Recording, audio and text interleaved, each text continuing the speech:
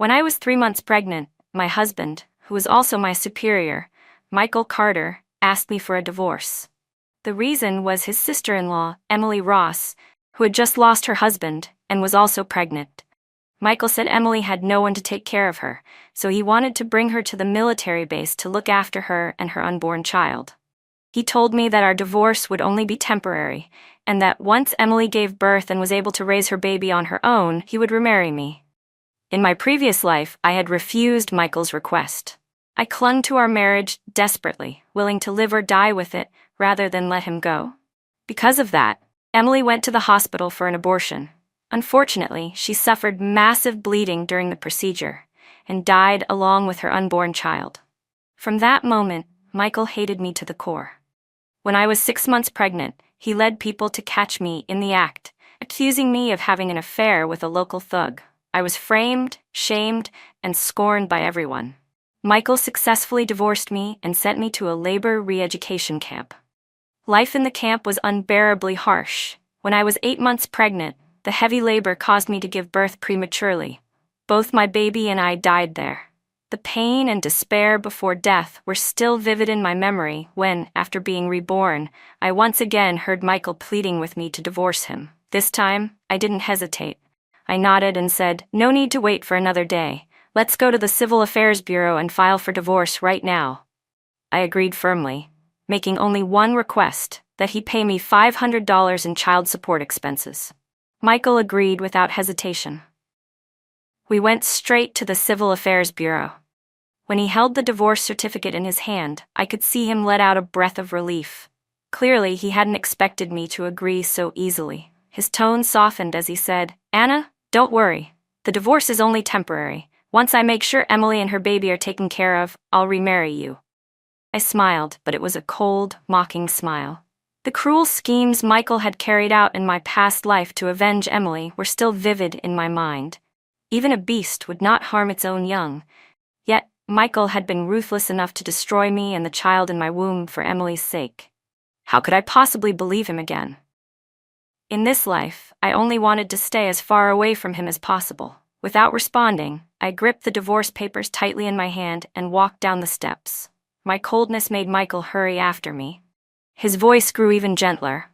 "Anna, without me around, you'll have to take good care of yourself and the baby. If you ever need anything, just tell me." Hearing him speak to me so tenderly made Emily, who had been waiting outside, instantly look displeased. She rolled her eyes, suddenly clutched her stomach, and cried out in pain. "Oh no, my stomach hurts." Michael's face immediately filled with worry. He didn't even glance at me again.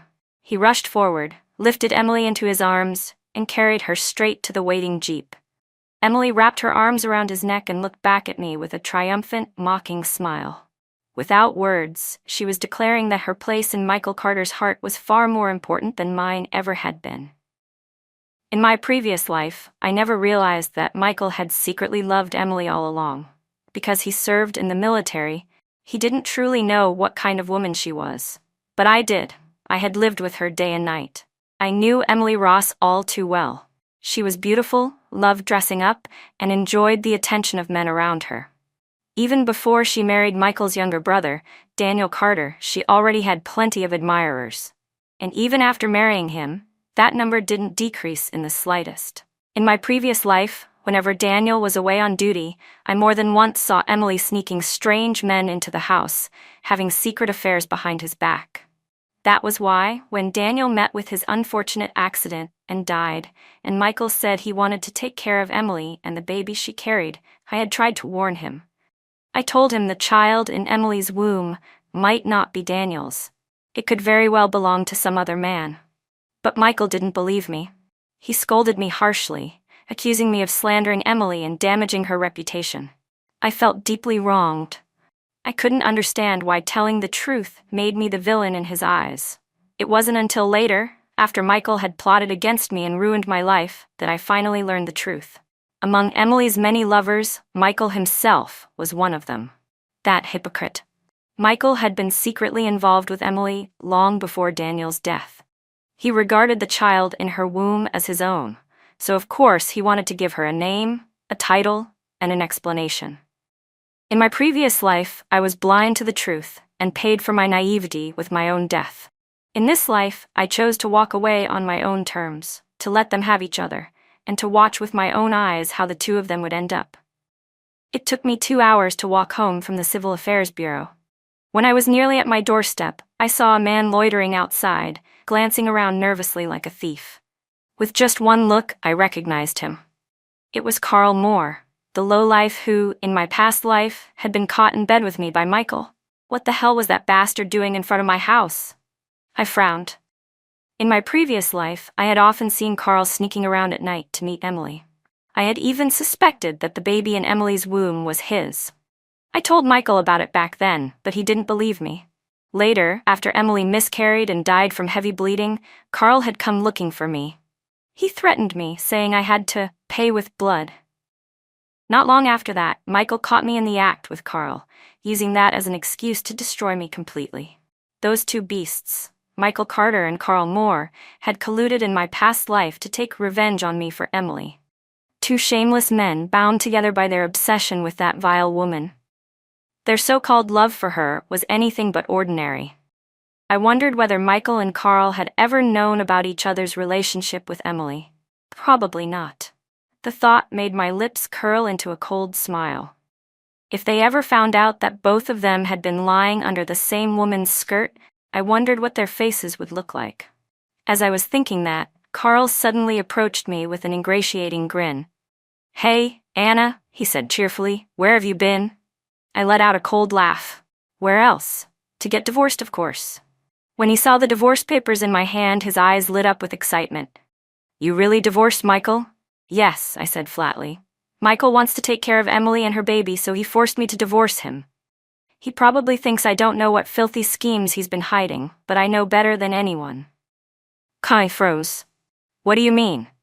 "What else could it mean?" I sneered. "Michael Carter and that cheap woman Emily Ross have been having an affair all along." Then I laughed bitterly. And Emily didn't just fool around with Michael. There's also Tom, from the thermal power plant, and Rick, from the boiler factory. There was also Leo from the mechanical factory. I cracked my knuckles and sneered. That cheap woman really does have some talent, doesn't she? There must be 7 or 8 men out there, and who knows which one is the father of the bastard in her belly. Maybe Rick, maybe someone else.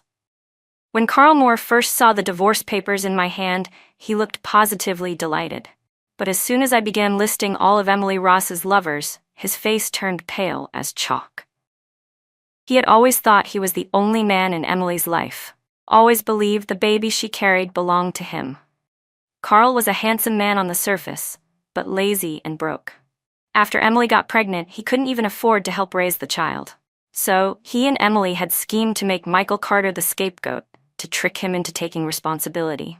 Carl had always believed Emily married Michael, just to use him to raise her child. Now that he realized Michael and Emily had a secret relationship of their own, how could he not be furious? In my previous life, after Emily's death, those two scumbags, Michael and Carl, blamed me. They joined forces to set me up and destroy me. This time, I wanted to see those filthy hypocrites tear each other apart. Carl stormed off, face dark with rage. I gave a cold laugh and went back home. Since I had already divorced Michael Carter, I needed to plan for my own future. The child inside me could not stay. I had to get rid of it as soon as possible. Neither Michael nor Emily was a good person. They were shameless, cruel, and deceitful. I had to think ahead if I wanted to avoid repeating the same tragic fate. Back in my room, I opened my drawer and took out my few $100s in savings. I stitched the money into the lining of my clothes. Just as I finished sewing, Michael came home, with Emily Ross in his arms. Emily leaned against him like she had no bones in her body, whining softly. When she saw me come out, she wrapped her arms around him and said in a frail voice, "I can't walk anymore, Michael. Carry me to the room, please." Michael didn't even bother to hide it anymore. Right in front of me, he picked her up and carried her straight into the bedroom. Soon, I heard Emily's coquettish laughter echoing through the house. It went on for quite a while before Michael finally came out. He had the audacity to speak to me as if nothing was wrong. "Emily's anemic," he said coolly. "She needs to be nourished. Go buy a chicken and make her some soup. Ever since marrying Michael Carter, I had never spent a single cent of his money. Every bit of his salary went to his mother and younger brother. I used to think he was being filial and generous. Now I realized it wasn't filial piety or kindness, it was indifference. I had never been in his heart. To him, I was nothing more than a free servant for his family. In my past life, I had been foolish. I didn't see his cruelty until it was too late. Until I was dying. But not this time. If he thought he could use me again, he was dreaming. I lifted my head, looked straight at Michael, and said calmly, "All right then. Give me the money, and I'll go buy a chicken for Emily." Michael was used to ordering me around, used to me spending my own money while he didn't lift a finger. Now that I dared to ask him for money, his face darkened immediately. "Can't you pay for it first?" he snapped. "I don't have any money," I replied flatly. "What about your salary?" he demanded. "My salary's gone. I've been married to you for 3 years, and you haven't given me a single dollar. Do you expect me to live on air? On top of that, your mother shows up every few days asking me for money or food. I'm not a printing machine, Michael. Where do you think the money's supposed to come from?" I met his eyes and said each word clearly.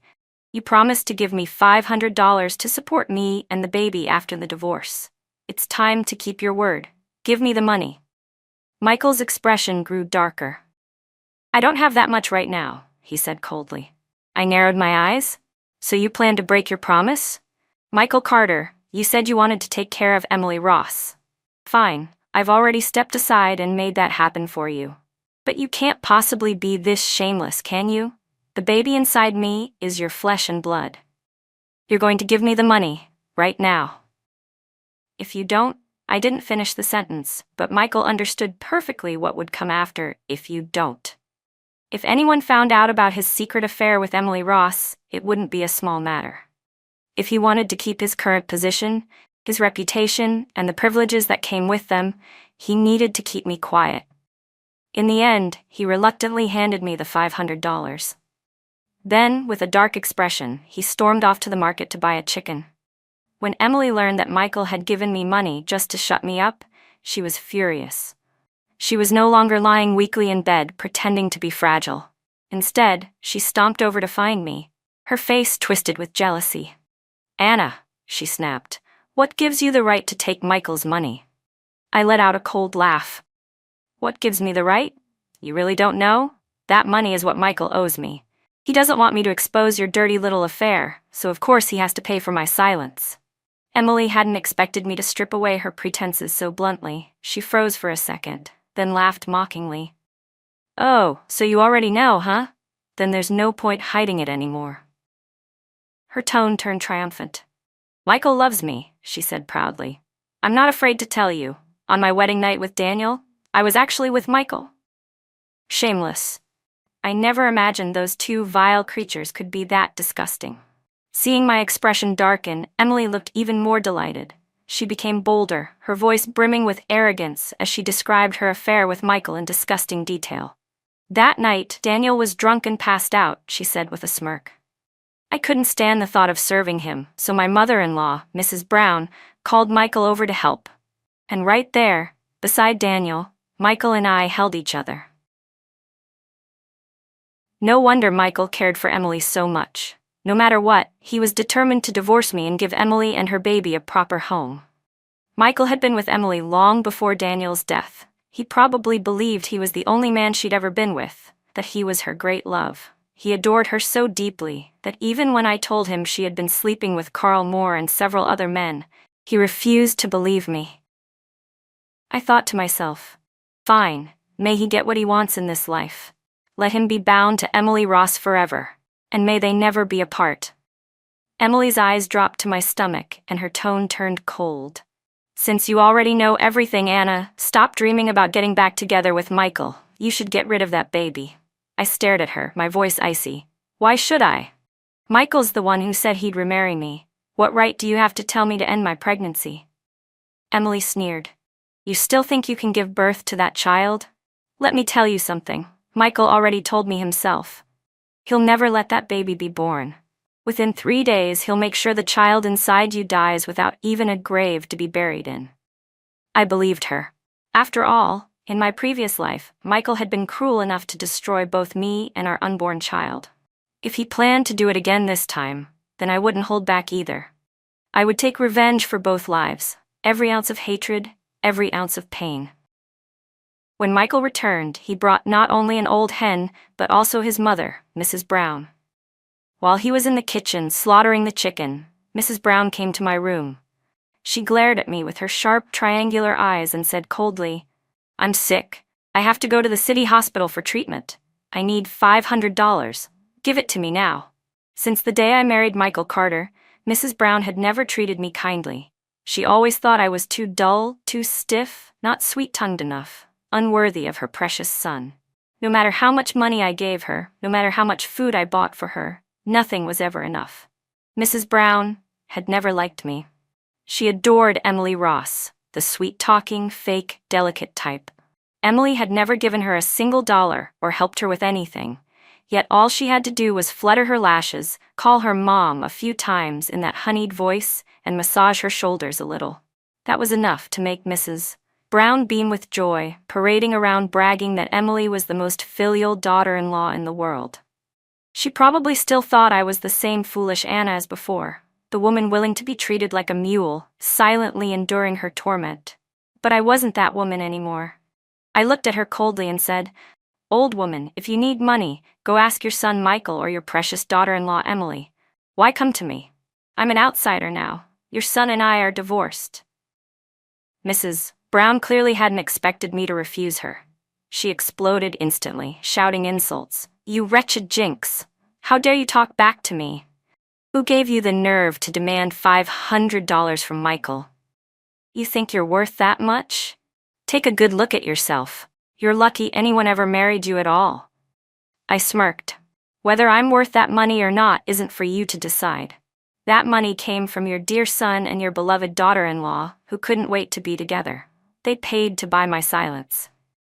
"You liar," Mrs. Brown screamed. "How dare you slander my son? Do you want me to slap you to death right now?" I stood up and met her glare. "You should watch your mouth. If you make me angry and I shout right now, wouldn't all the neighbors come running? They'd love some gossip to talk about over tea."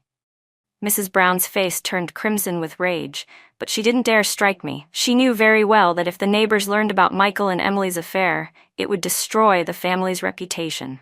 After glaring at me with venomous eyes, she turned around and stormed off, seething.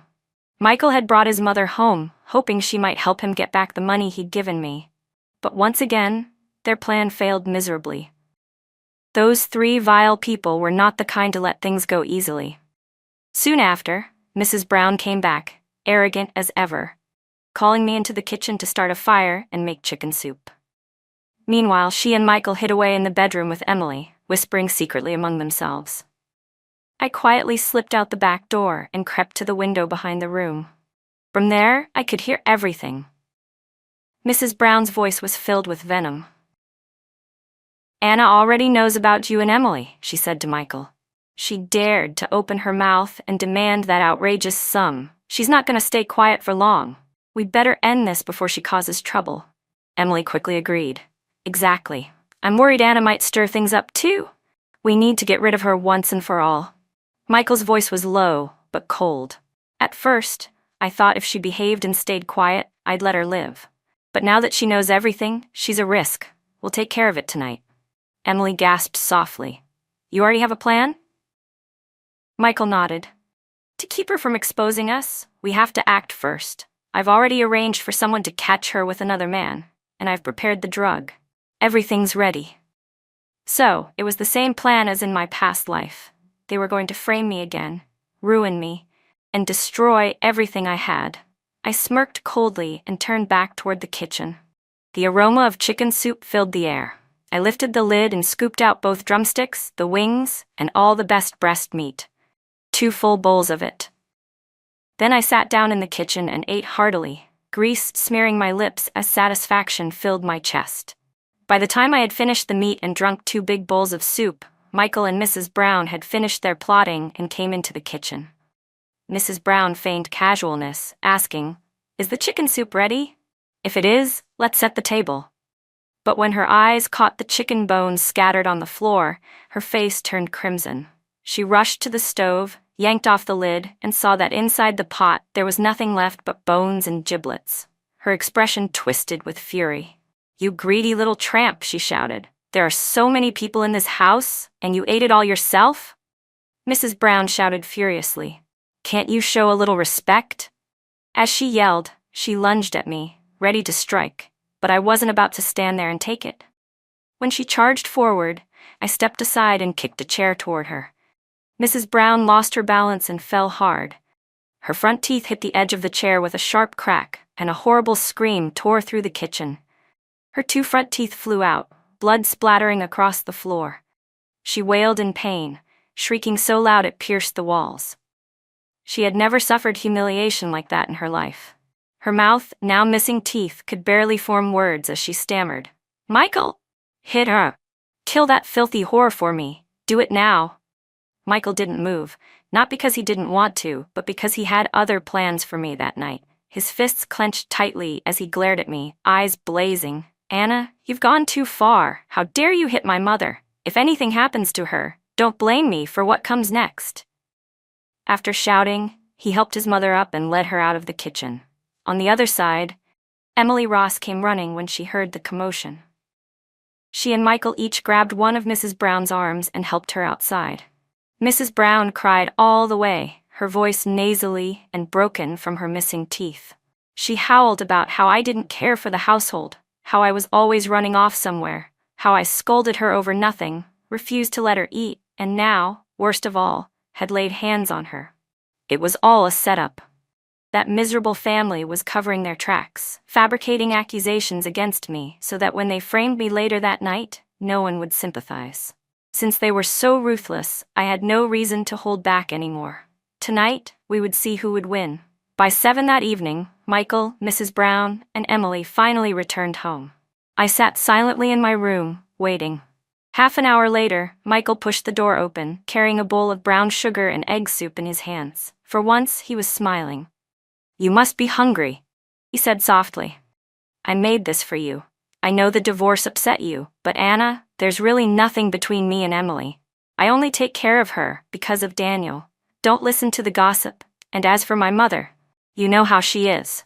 Don't take her words to heart." If I were still the Anna from my past life, those words might have moved me to tears. I might have believed him and melted at his tone, but I had already died once because of this man. I stared coldly into his eyes. "Your affair isn't gossip, Michael. Emily told me herself. She said that on her wedding night, you two were already together, right beside Daniel." Michael froze. Clearly, he hadn't expected Emily to spill that secret. His face stiffened, but he quickly forced a weak smile. "Emily must have been talking nonsense. Don't believe her. I'm not that kind of man." "Why would she lie?" I asked icily. "Who's foolish enough to drag themselves through the mud for no reason? And by the way, she also said the child she's carrying is yours." "That's impossible," Michael snapped, though his voice wavered. "I'll talk to her. I'll make her explain it to you." He hurriedly held out the bowl to me. "Anna, drink this first. Then I'll call Emily over so we can clear this up." Of course, he just wanted to see me drink the egg soup he'd laced with drugs, to make sure I swallowed his trap willingly. I took the bowl and drank every drop right in front of him. Watching me finish, Michael's shoulders relaxed. He picked up the chopsticks from the table and turned to leave, pretending to sound thoughtful. "If you're tired, take off your shoes and rest. You've been through a lot today." I obediently removed my shoes and lay down on the bed, playing along. As he turned to leave, I caught the faint smirk curling at the corner of his lips, a cold, sinister smile. Then he closed the door behind him. About half an hour later, a shadow moved quietly down the hall. Someone crept to my door and pushed it open just enough to slip inside. 15 minutes after that, Mrs. Brown, her mouth still missing those 2 front teeth, tiptoed up to my door, pressing her ear against it to eavesdrop. From outside my room came the creaking of the bed frame, slow, rhythmic, unmistakable. The sound of weight shifting and straining against the old wood carried through the quiet night.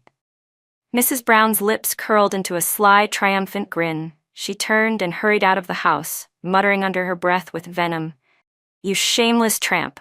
Enjoy it while you can. Tonight will be the night you die. Her hatred over losing those 2 teeth seemed to fuel her, and she practically flew across the yard. Moments later, she was at the door of our neighbor, Mr. Thompson. "Mr. Thompson," she cried breathlessly. "Emily's having terrible stomach pains. Michael isn't home. He had to go out on business. Can you and Mrs. Thompson help us take her to the hospital?" Mr. Thompson immediately agreed, of course. But Mrs. Brown didn't stop there. Claiming that it was too dark and unsafe to travel alone at night, she called for 4 or 5 more families from nearby to come help. In no time, more than 10 people had gathered behind her, following her back toward the house. But instead of rushing to help Emily, Mrs. Brown stopped in front of my room. She pounded on the door and shouted, "Anna, Emily's in pain. She needs to go to the hospital. Bring her a pair of maternity pants, quick." Without waiting for me to answer, she shoved the door open. A second later, her shrill scream tore through the house like a slaughtered hen's cry. "Who the hell is that? Anna, there's a man in your bed, you filthy, disgusting whore. How dare you cheat on my son behind his back?" She lunged forward, ripping the blanket off the bed with both hands, ready to drag the supposed man into the light. But when the blanket flew off, her triumphant expression froze. There was no man. In fact, there was no one, not even me. Mrs. Brown stood there, dumbfounded, her mouth hanging open. Behind her, Mrs. Thompson, Mrs. Lee, and Miss Parker, all the nosy neighbors who had come running, peeked in curiously. When they saw nothing but a large wooden crate under the blanket, they gasped in unison. "Wait, what did you just say?" Mrs. Thompson demanded. "Anna was having an affair? Are you sure we heard that right?" "This doesn't look like an affair to me," added Mrs. Lee, folding her arms. Mrs. Brown's face turned pale. She couldn't understand how everything had gone so wrong. She had seen Carl Moore sneak into my room with her own eyes. She had heard the bed creak, heard the noises, yet now both he and I were gone without a trace. She clawed at her hair, stammering, unable to come up with a single explanation. Then, from somewhere outside, my voice suddenly rang out. Loud, broken, filled with rage and grief. "I can't live like this anymore. Michael Carter, you heartless bastard. You've been sneaking around with Emily Ross behind my back. Are you even human?" The group of neighbors froze for a second, then, startled by my cry, they all rushed toward the direction of my voice. The door to Emily's room flew open. Inside, I stood gripping a rolling pin, swinging it wildly. Michael was completely naked, blood dripping down his face, and Emily clung to him desperately, trying to cover herself with a blanket. "Didn't you say you were going out for work?" I shouted as I struck him again. "Turns out your work was between Emily's sheets." Michael stumbled, shielding his head as I hit him, my tears burning down my cheeks. "You dog! You heartless traitor! Do you even deserve to call yourself Daniel's brother?" I turned to Emily, screaming, "And you cheap, shameless woman. I pitied you when your husband died. I gave you food, I gave you money, I treated you like family, and this is how you repay me? By crawling into bed with my husband?" I swung again, the rolling pin cracking against the side of the bed. "You disgust me. How can you live with yourself? Does your conscience not ache at all?" The crowd at the doorway stared, stunned. I pointed straight at the trembling pair and shouted, "Everyone, look closely. These 2 shameless creatures, Michael Carter and Emily Ross, have been having an affair right under my nose. They've humiliated me long enough. They've treated me like dirt, like a beast of burden, like I'm not even human." My chest heaved, and my voice broke as I cried out, "Why does my life have to be like this? This whole rotten family isn't even human." They had lived off me for years, eating my food, drinking my water, ordering me around as if I were their servant, and still had the audacity to betray me like this. Everyone who had gathered outside, drawn by my sobbing and shouting, began to whisper among themselves. "This is too much," someone said. "His wife is pregnant, and he's fooling around like an animal." "Exactly," another woman muttered. "There are so many women in the world. Why did he have to go after his sister-in-law? And right under his wife's nose, too? Disgusting. Shameless," an old man added, shaking his head. "No morals left at all. What kind of people do something like this?" "Even with all these people watching, they still won't stop," someone gasped. "How brazen can you get?" Michael's groans grew louder. At first, everyone thought it was from the beating I was giving him, but as time passed, they realized something was off. Neither he nor Emily Ross was trying to separate from the other. They were writhing together, their faces twisted in agony. Then someone shouted in shock, "Wait, are they stuck together? Oh my God!" Gasps and exclamations rippled through the crowd. Unbelievable, I've never seen anything like this in my life. Michael and Emily screamed in pain, their voices echoing through the house. I continued to cry and shout, my words sharp as knives. Michael Carter claimed he just wanted to help take care of his dead brother's wife. He gave her all his salary and allowance, insisted on bringing her into the base so he could look after her, and then forced me to divorce him. He swore that after Emily gave birth, he'd marry me again. I was stupid enough to believe him. And now look, he's been sneaking around with her all along. Gasps and murmurs grew louder among the crowd. Daniel's only been dead 3 months, someone whispered. But Emily's already 2 months pregnant. Doesn't take a genius to figure out whose baby that is. Exactly, another voice said darkly. A wild beast wouldn't hurt its own mate, yet this man abandons his pregnant wife to take care of another woman's child? I'd bet my life that baby's his. Poor Daniel, someone else muttered. He's barely been gone long enough for the grass to grow on his grave, and his own brother's already sleeping with his widow. Michael Carter really is a monster. I wouldn't be surprised, another neighbor added grimly. Affairs like this often end in tragedy. I wouldn't be shocked if they had something to do with Daniel's death. The crowd that Mrs. Brown had gathered to humiliate me was now gossiping furiously. But this time, every word was about Michael and Emily. Mrs. Brown, standing off to the side, was growing more frantic by the second. Her eyes darted around wildly as she tried to shout over the noise. "Everyone, go home," she yelled hoarsely. "This isn't what it looks like. Go on, get out of here." But no one listened. After all, she had been the one to drag them here in the first place. How could they possibly leave now, when the spectacle was just getting good? In fact, more people were gathering by the minute. Neighbors, workers passing by, even curious strangers. The Carter house had never been so crowded. The place was packed wall to wall, yet Michael still couldn't, or wouldn't, pull away from Emily. Their pitiful screams only fueled the whispers spreading through the crowd like wildfire, echoing for blocks.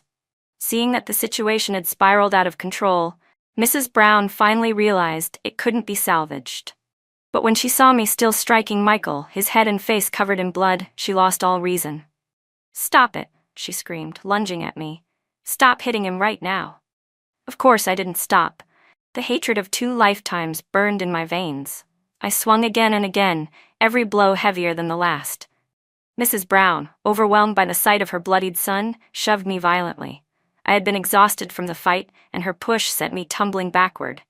I let out a piercing scream as I hit the ground, clutching my stomach in agony. My baby, I cried, my voice breaking. The neighbors panicked. Several of them rushed forward, helping me up, their hands trembling as they saw the blood spreading beneath me. "Call for a car," someone shouted. "We have to get her to the hospital." Within minutes, they carried me out the door and down the street. Of course, the baby couldn't be saved, but that had been my plan all along. I had already taken abortion medicine earlier that day. This was just the perfect cover. From the moment I came back to life, I never intended to keep that child. Everything that happened that night, the chaos, the scandal, the humiliation, had been part of my counterattack. Their plot to frame me had become the stage for my revenge. After overhearing Michael Carter's plan to drug me and destroy me again, I had prepared my own trap. Just like in my previous life, Michael Carter had planned something vicious to destroy me, but this time, I was ready for him. The moment I overheard their conversation, I devised my own counterattack.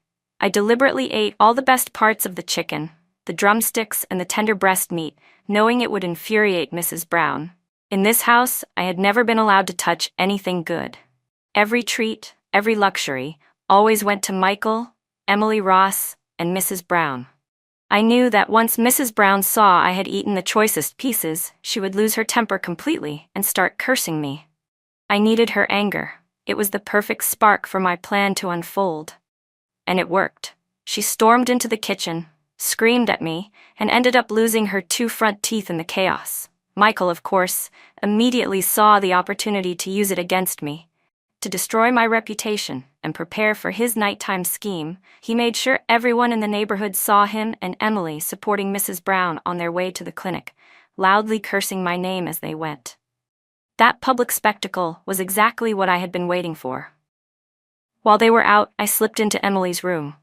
From where I hid under her window earlier, I had already seen Michael hand her the drug meant for me, the one he planned to use to ruin me again. Emily had put it into her bedside drawer. I switched the drug with another powder I had prepared. Then I set the first part of my plan in motion, turning their own trap back on them. Ever since Emily became pregnant, Michael had treasured the child she carried. Every night, he made her a glass of warm milk before bed. So I opened the tin of powdered milk and mixed in the drug he'd meant for me. I knew Emily would drink it that night, just like always. And when she did, a lovely surprise would be waiting for her and Michael Carter both. After I laced the milk and replaced the decoy drug in her drawer, I returned to my room, grabbed a few bricks from the yard, and waited. That evening, after spending hours at the hospital discussing their plan, the three of them, Michael, Mrs. Brown, and Emily, finally came home. Michael had no idea I had switched the powder. Confident in his scheme, he took the drug that was now harmless and used it to make a bowl of brown sugar egg soup for me. I ate it all right in front of him. When he saw me finish, his face relaxed. He thought the drug was working, that soon I would lose control just as I had in my past life, when he and his cronies had framed me for adultery, humiliating me before everyone. To make it believable, Michael planned to leave the house afterward, pretending to run errands while waiting for the scene to explode. Once I was disgraced, he'd come back as the tragic, betrayed husband, but as fate would have it, his plan never had a chance. Before he could leave, Emily called him over, her body already reacting to the drug she'd unknowingly taken. She couldn't control herself, clinging to him, touching him, begging him to stay. Michael hesitated.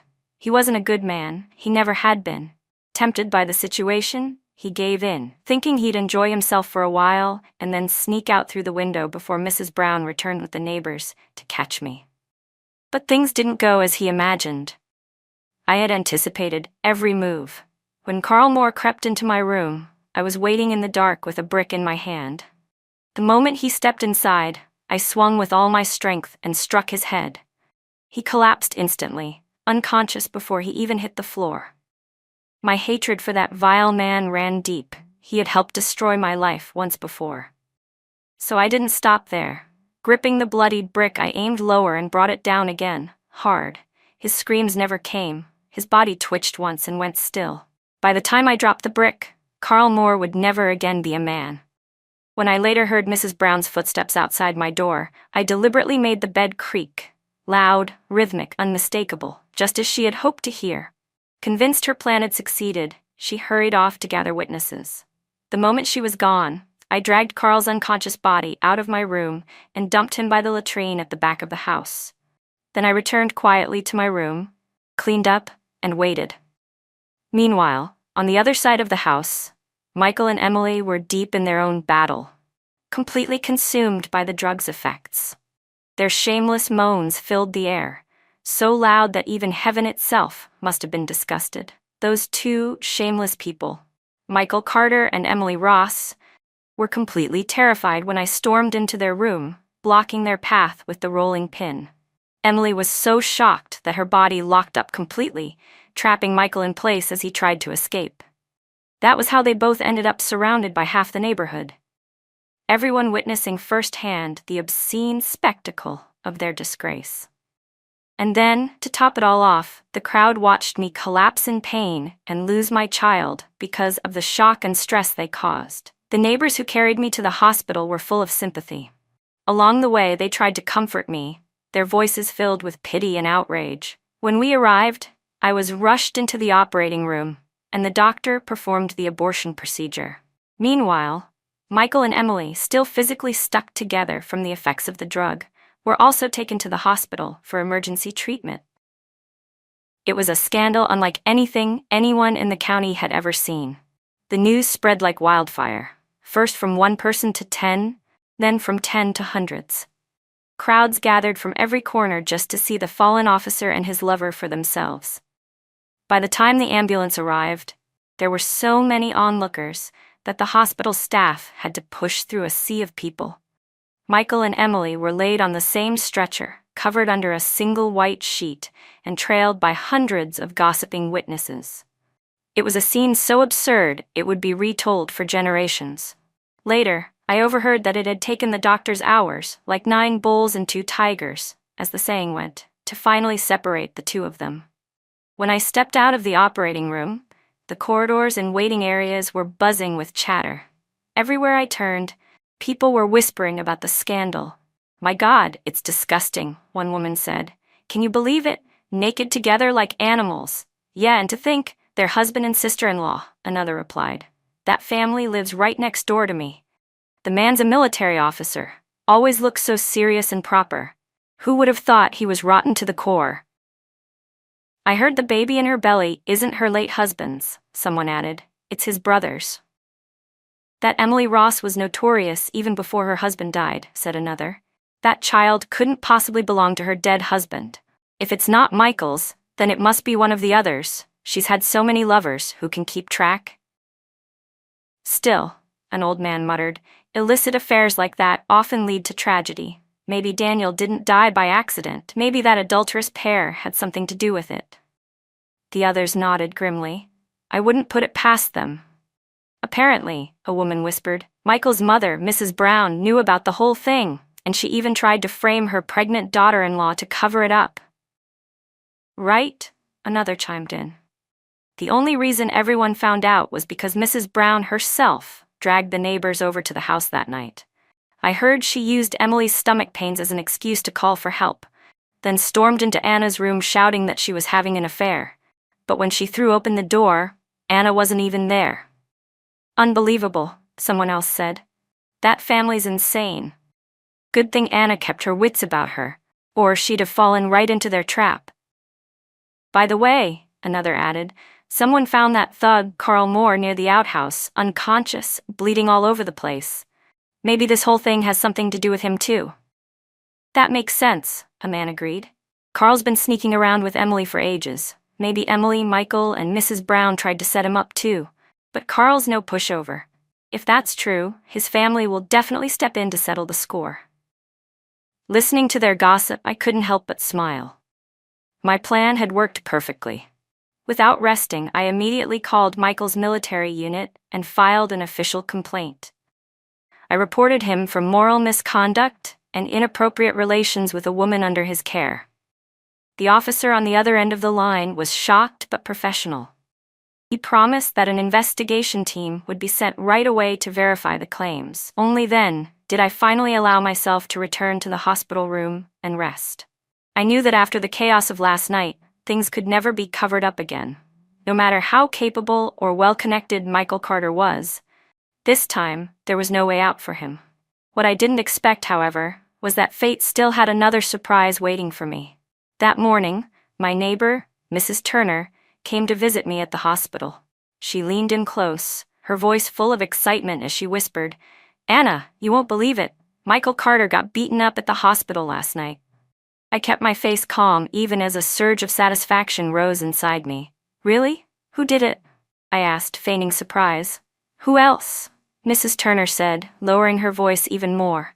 "The Cole family. They came straight to the hospital and beat him half to death.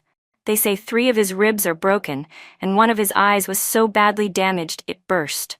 I gasped, pretending to be shocked. "Oh my, what happened? Why would they do that?" Mrs. Turner gave me a look filled with pity. "You poor girl. You've been used and betrayed, and you don't even know it.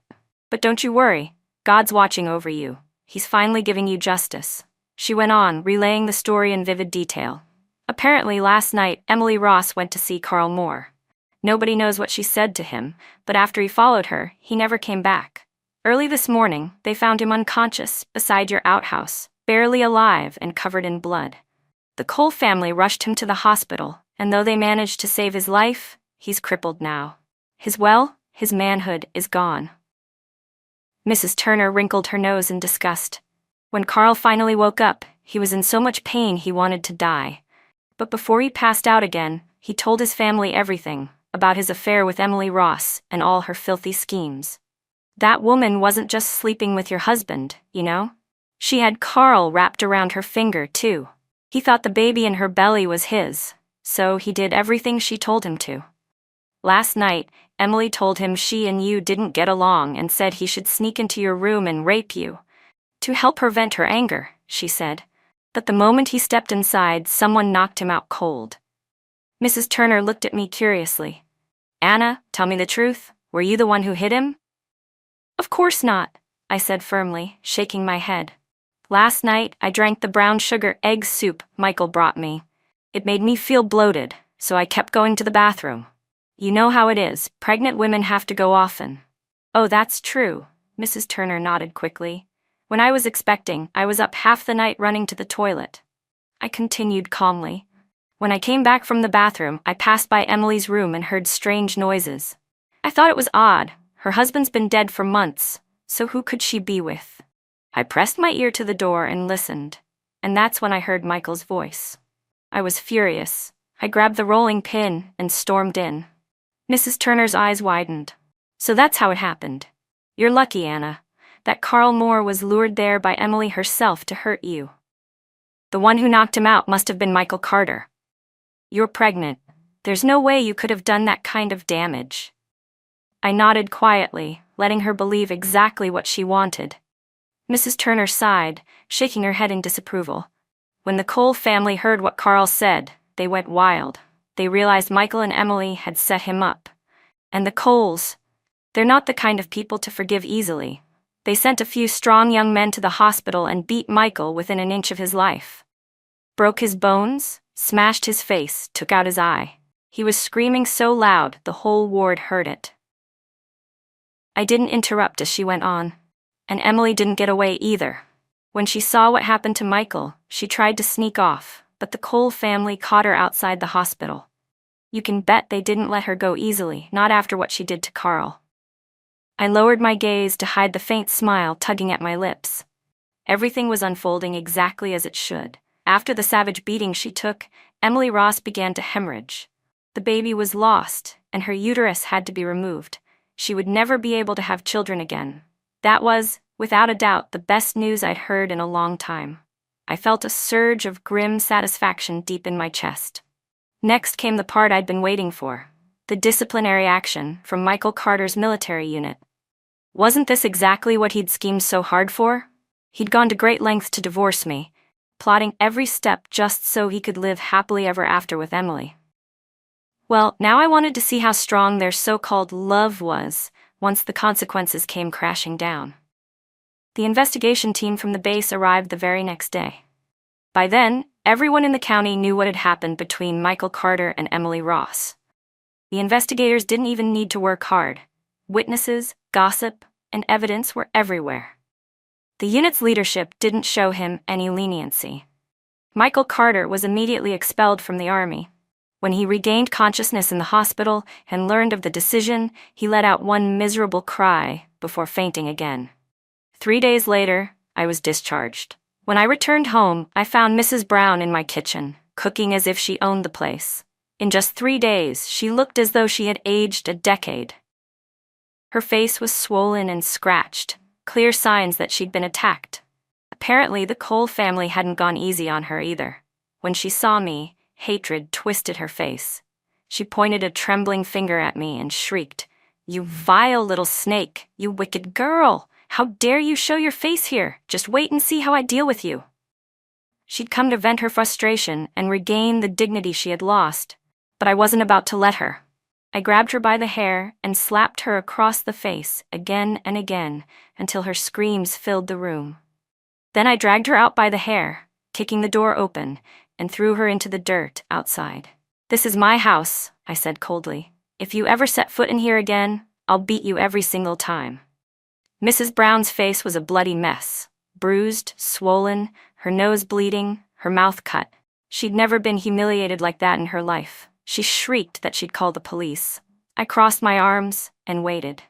When the officers arrived, I handed them the divorce certificate, proving that Michael and I were no longer married. I also told them that the house had been left to me by my parents, that neither Michael Carter nor Mrs. Brown had any claim to it whatsoever. By then, Michael's scandal had spread all over town, so the police already knew who I was. They understood that I was the victim in all of this. After listening to both sides, they scolded Mrs. Brown harshly and ordered her to leave my property immediately. Defeated and humiliated, she limped away, her face pale with rage and fear. That same evening, I packed up every belonging that had ever belonged to Michael and Emily: clothes, photos, personal items, and threw them all into the trash. My debts had been settled. Michael Carter and Carl Moore were both vile men. I had never harmed them, yet they had conspired to destroy me. Now that they had suffered heavy losses at my hands, I knew they wouldn't let things go easily. As the saying goes, cornered dogs will jump the wall, and guard against others as you would a thief. I knew better than to stay where danger still lingered. So I made my decision. I would sell the house and my job and move south. I priced the house at $3,000 and the job for another $1,000. The price was so low that buyers lined up immediately. By the end of the day, I'd closed the deal, received the cash, and bought a train ticket. That night, I left town without looking back. I headed south, to Shenzhen, just as the winds of reform and open trade were sweeping across the country. With the money I had, I started a small clothing business. At first, I ran a humble stall on the street. Later, I opened a storefront. In just 3 years, I owned 10 shops and had become a successful businesswoman. One crisp autumn evening, after dinner, I walked out of a restaurant toward my car when I suddenly heard someone call my name. Anna. Anna Lewis. I turned and saw Mrs. Turner. It had been years since we last met. She'd put on a little weight, but her round, cheerful face was the same. Smiling brightly, she hurried toward me, grabbing my hands. "It really is you. You've made it big, haven't you? You look so young and beautiful now. I thought it was you when I first saw you, but I didn't dare to ask." Mrs. Turner had once helped me during my darkest days, and I never forgot that kindness. Grateful, I invited her to dinner. Over the meal, she told me that the factory she'd worked at had closed, and she'd come south to look for work. My stores were growing and short-staffed, so I asked if she'd like to help me manage one. Her eyes lit up instantly, and she agreed without hesitation. As we ate, she began to tell me what had happened after I left town. 2 weeks after you moved away, she said, Michael Carter was kicked out of the hospital because he couldn't pay the medical bills. He had the nerve to try moving back into your old house, but when he got there, he found it already had new owners. You were gone, and no one knew where you'd gone. With nowhere else to go, Michael had no choice but to take his mother, Mrs. Brown, back to his rural hometown. He'd been expelled from the army, lost his job, and was blind in one eye. No one would hire him. He ended up working the fields, just to survive.